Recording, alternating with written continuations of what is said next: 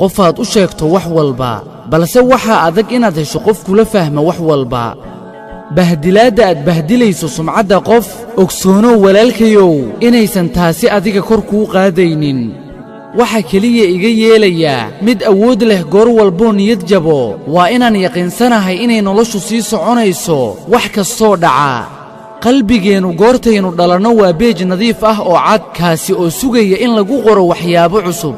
baro qaladyadaada waayo haddii aad barato qaladyadaad soo gashay waxaad adigu noqonaysaa mid khibrad leh maxaa yeelay qaladyada aan soo galnay waxaynu ka baran karnaa cashir